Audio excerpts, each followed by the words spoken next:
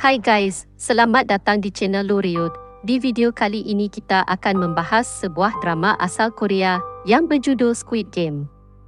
Drama ini mengisahkan tentang sebuah permainan bertahan hidup dengan hadiah wang 45,6 miliar won untuk siapapun yang bisa bertahan sampai di babak terakhir. Terdapat 456 pemain yang datang dari berbagai daerah di Korea dan masing-masing memiliki hutang yang cukup banyak. Oleh sebab skim dalam permainan itu, mereka rela melakukan apapun agar bisa bertahan dan mendapatkan hadiahnya. Sebelum kita ke alur ceritanya, jangan lupa untuk like, komen, subscribe dan nyalakan lonceng. Okey. Tanpa berlama-lama lagi, yak langsung aja kita ke alur ceritanya.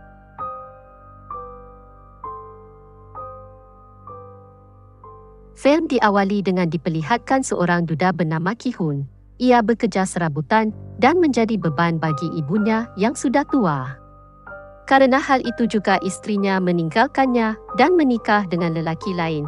Bahkan hak asuh untuk putri sematawayang mereka juga jatuh kepada sang isteri yang sekarang hidup bahagia bersama keluarga barunya. Dengan semua kesialan dalam hidupnya, Ki-hun mencoba menjadi ayah yang baik di hari ulang tahun puterinya. Ia nekat mengambil uang ibunya untuk dilipat gandakan dalam sebuah perjudian.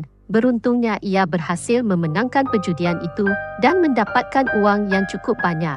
Namun begitu keluar dari arena perjudian, ia langsung dikejar oleh para rentenir yang ingin menagih utang pada Ki-hun.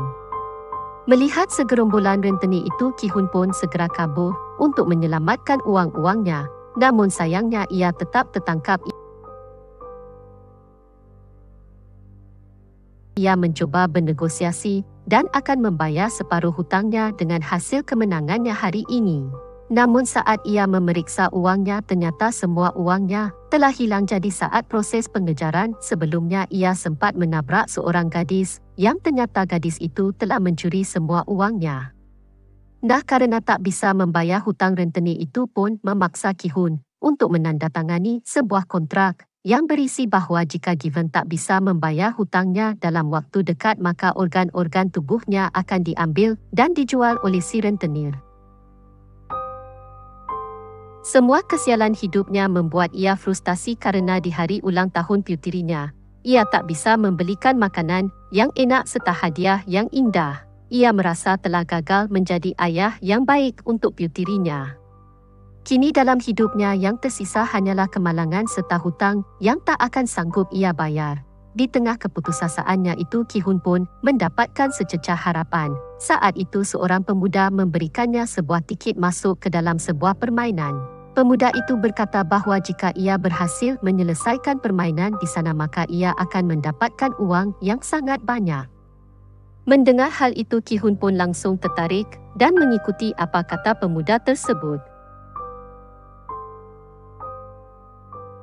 Singkat cerita, Ki-hun dan orang-orang lain yang bernasib sama sepertinya dibawa menggunakan sebuah mobil.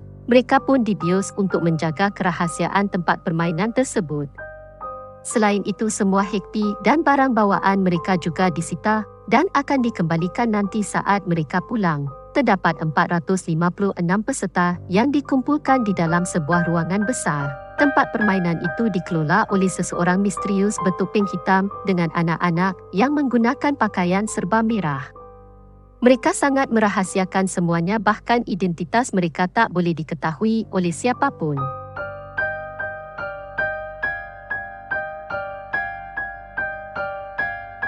Di sana Ki-hun bertemu dengan beberapa peserta lain. Di antaranya adalah Shang-woo, teman masa kecil Ki-hun, Ilham Kekik yang penyakitan, seorang pekerja asing bernama Ali, seorang gangster bernama Dogs-woo, seorang wanita bernama Mi Seong, dan gadis asal Korea Utara bernama Feby. Okey, si Iblok adalah gadis yang sebelumnya mencuri semua uang Ji-hun. Jadi saat melihatnya, Ji-hun pun menjadi sangat marah. Namun belum sempat membalaskan dendamnya, para panitia pun datang ke ruangan mereka. Kemudian panitia menjelaskan bahawa selama di sana mereka akan memainkan 6 permainan.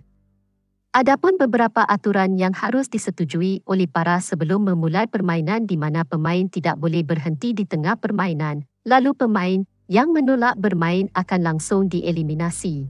Dan yang terakhir, permainan akan dihentikan jika mayoritas dari peserta menyetujuinya. Setelah menyetujui semua persyaratan itu, para peserta pun diarahkan ke ruangan berbeza untuk memulai permainan yang pertama.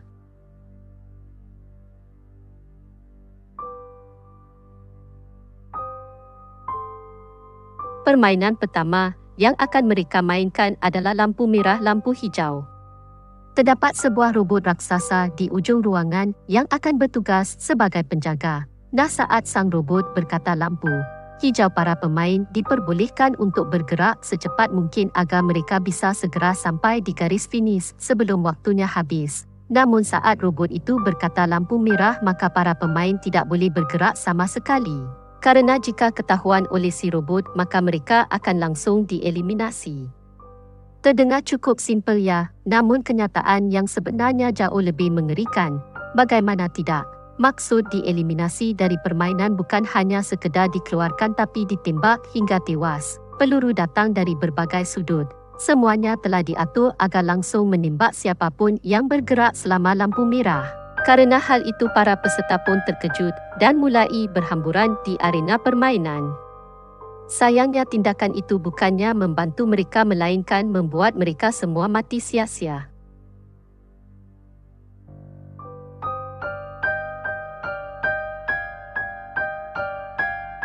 Gi-hun dan beberapa pemain yang masih tersisa terpaksa harus terus menyelesaikan permainan.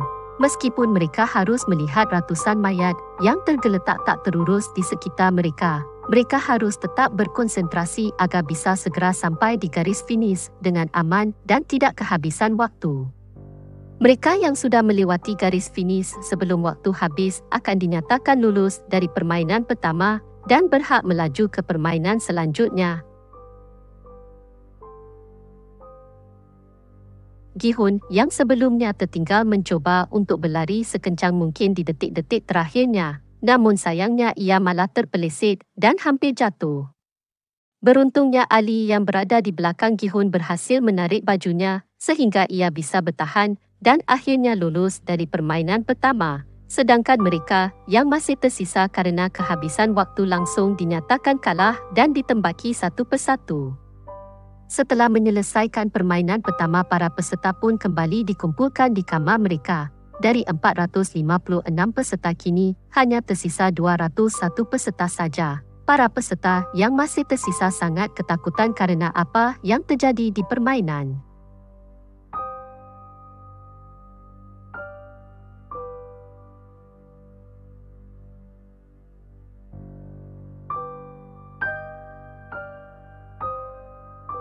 Alhasil mereka pun sepakat untuk menyudahi semua itu dengan melakukan voting. Sebelum melakukan voting, panitia mengingatkan kepada mereka bahawa kini hadiah yang terkumpul sudah mencapai lebih dari 2,5 M. Hal itu diakumulasikan dengan jumlah para peserta yang telah gugur. Dan jika mereka memilih untuk berhenti dari permainan ini, maka mereka akan dipulangkan tanpa membawa uang sepeser pun. Hal itu tentu membuat mereka semua menjadi goyah. Namun pada akhirnya dengan selisih satu suara saja mereka pun sepakat untuk menyudahi permainan tersebut.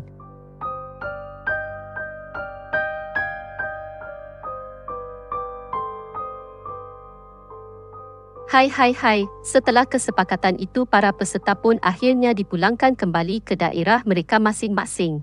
Keesokan harinya Given memutuskan untuk pergi ke kantor polisi dan melaporkan sindikat permainan yang kejam sebelumnya.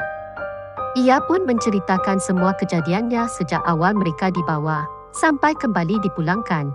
Polisi yang mendengar semua ceritanya hanya bisa tertawa. Kemudian Gi-hun pun memberikan tiket permainan yang sebelumnya ia dapatkan dari pemuda misterius. Sebelumnya di sana terdapat sebuah nombor telefon yang bisa dihubungi. Namun ketika si polisi mencoba mengkonfirmasi nombor itu, yang mengangkatnya malah seorang wanita biasa. Hal itu pun membuat polisi marah kepada Gi-hun dan menganggapnya telah gila. Tak lama kemudian seorang polisi bernama Jun Hai baru saja tiba di kantor polisi tersebut. Entah apa alasannya ia terlihat tertarik dengan tiket permainan yang dibawa oleh Gi-hun. Ia bahkan meminta identitas Gi-hun pada para polisi yang mendengarkan cerita Gi-hun sebelumnya. Junho sepertinya mengetahui sesuatu yang janggal dari permainan tersebut. Tak disangka ia juga memiliki tiket yang sama persis dengan milik Ji-hoon. Tiket itu diketahui milik kakaknya yang sudah lama menghilang. Junho pun merasa bahawa kakaknya pasti ada di tempat permainan tersebut.